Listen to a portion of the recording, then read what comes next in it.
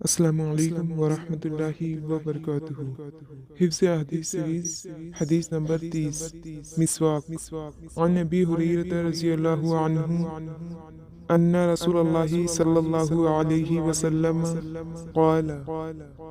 عن نبی حریرۃ رضی اللہ عنہ ان رسول اللہ صلی اللہ علیہ وسلم قال لولا ان اشق علی امتی لولا أن أشق على أمتي أو لولا أن أشق على الناس أو لولا أن أشق على الناس لولا أن أشق على أمتي أو لولا أن أشق على الناس لأمرتهم بالسواك لأمرتهم بالسواك لأمرتهم بالسواك لولا أن أشق على أمتي أو لولا أن أشق على الناس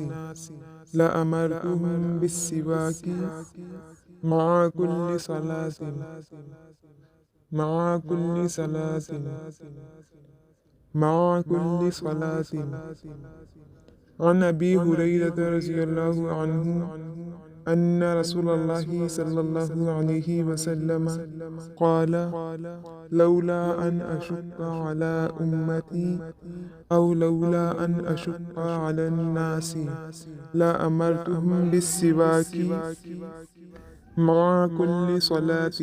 صحیح بخاری حدیث نمبر 887۔ ابو ہریرہ رضی اللہ عنہ سے روایت ہے کہ رسول اللہ صلی اللہ علیہ وسلم نے فرمایا، اگر میں اپنی امت یا لوگوں پر گرا نہ سمجھتا تو انہیں ہر نماز کے ساتھ مسواک کرنے کا حکم ضرور دیتا۔ ابو ہریرہ رضی اللہ عنہ سے روایت ہے کہ رسول اللہ صلی اللہ علیہ وسلم نے فرمایا، ابو ہریرہ رضی اللہ عنہ سے روایت ہے کہ رسول اللہ صلی اللہ علیہ وسلم نے فرمایا، اگر میں اپنی امت یا لوگوں پر گرا نہ سمجھتا تو انہیں ہر نماز کے ساتھ مسواک کرنے کا حکم ضرور دیتا۔ ابو ہریرہ رضی اللہ عنہ سے روایت ہے کہ رسول اللہ صلی اللہ علیہ وسلم نے فرمایا، اگر میں اپنی امت